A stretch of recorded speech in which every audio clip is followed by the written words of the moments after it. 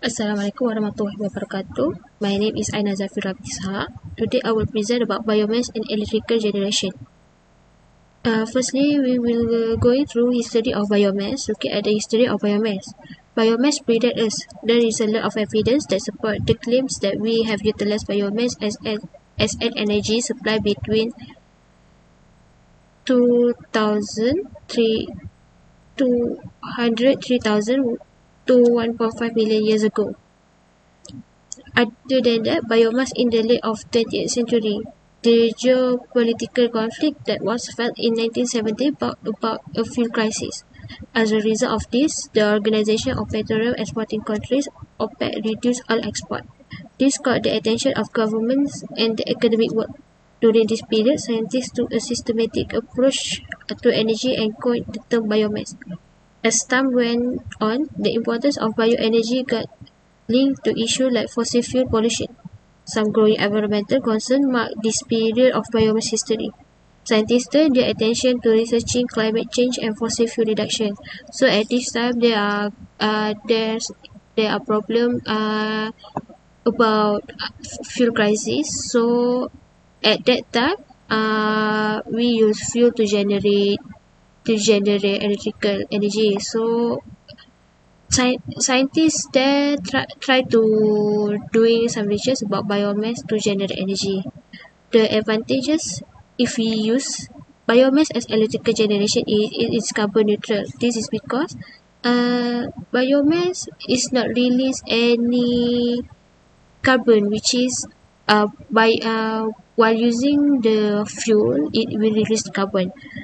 It is less expensive than fossil fuel.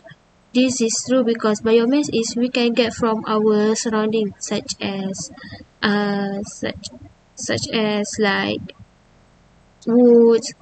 So it is less expensive than fossil fuel.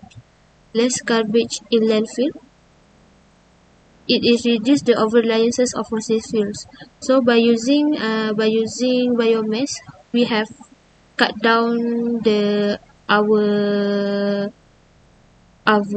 reliances of fossil fuel because this fossil fuel this because we use wood as the substitute of fossil fuel to generate energy. That's all from me. Thank you.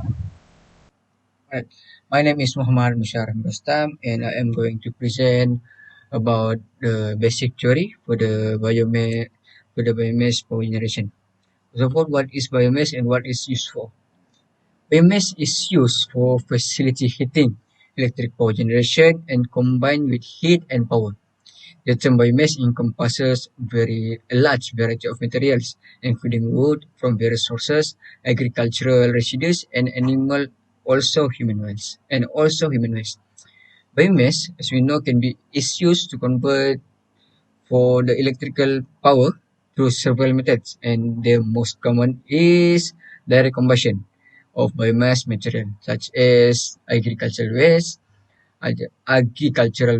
or woody materials. Other options include gasification, pyrolysis, and aerobic digestion. First, for the gasification, it produces a synthesis gas with usable energy content by heating the biomass with less oxygen than needed for the complete combustion. And for the pyrolysis, it yields bio-oil by rapidly heating the biomass in the absence of oxygen. And the last is aerobic digestion.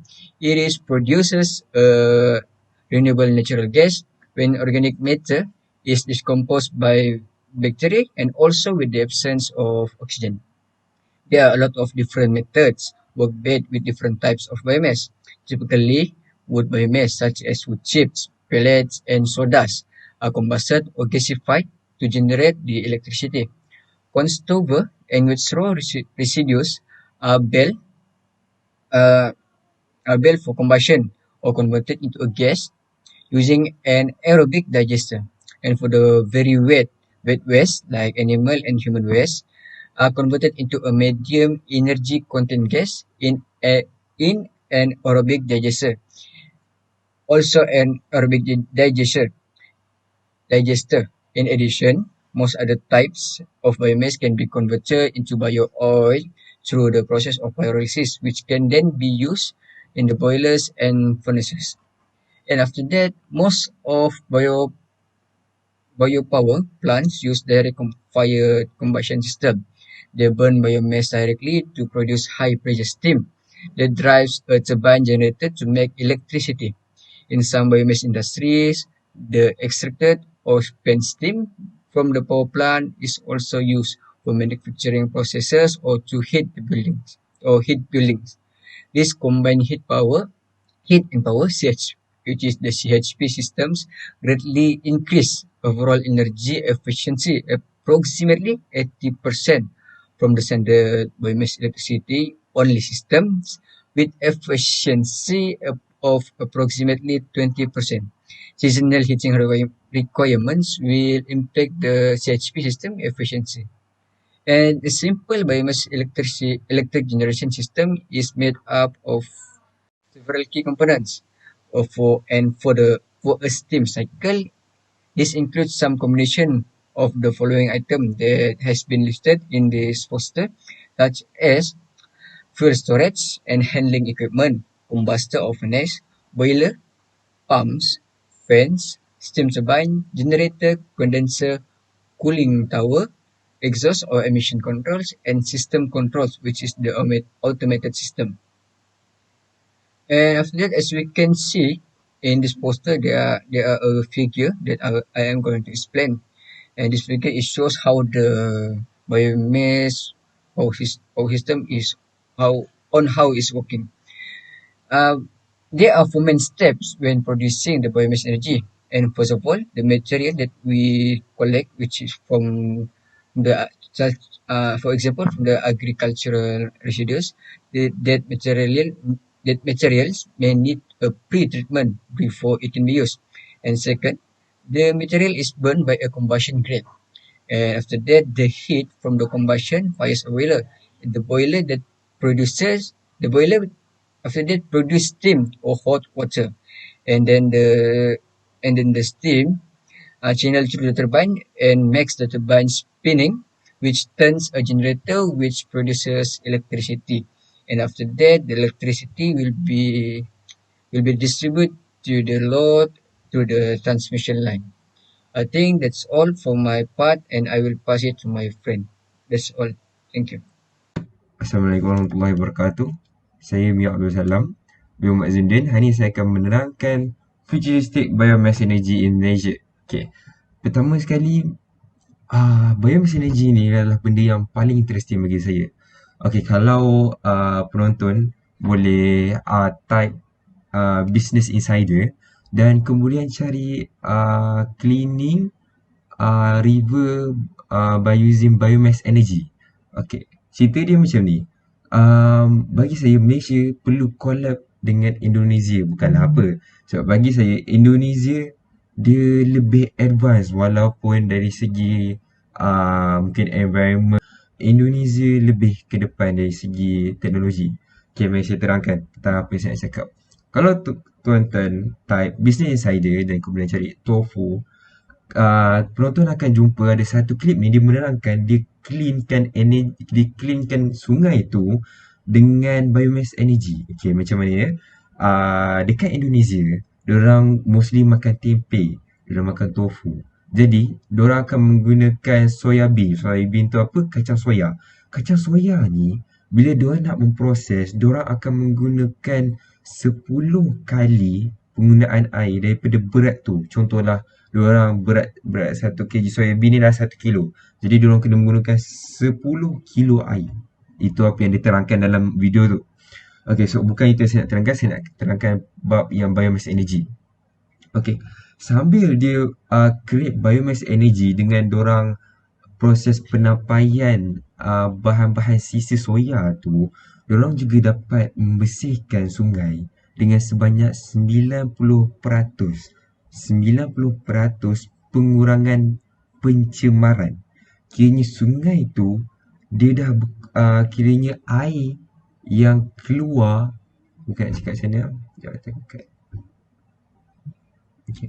Maksud saya di sini ialah sebelum ni air yang dikeluarkan oleh sesuatu kilang tu bila diorang memproses soya dapat dikurangkan bila dengan sisa-sisa tu diorang tak perlu lupus dan letak dalam sungai, diorang akan hantar ke satu tempat yang akan memproseskan kacang soya tu menjadi biomass energy dan dapat mengurangkan sehingga 90% pencemaran. Kiranya sungai tu makin lama dah makin pulih.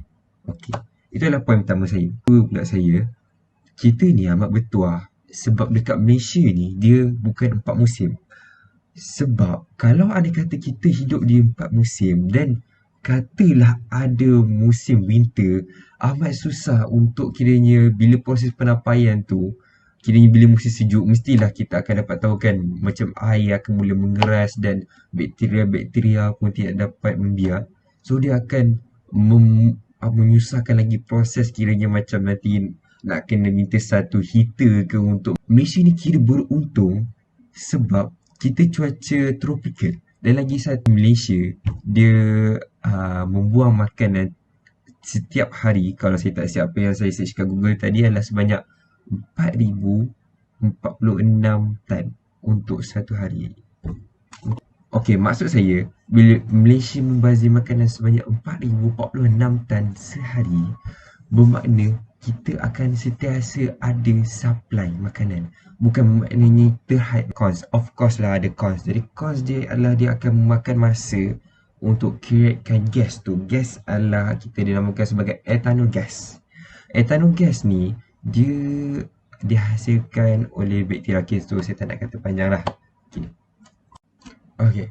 Kemudian ada satu, ni adalah poin terakhir saya, ada satu benda yang paling interesting bagi saya ialah alga.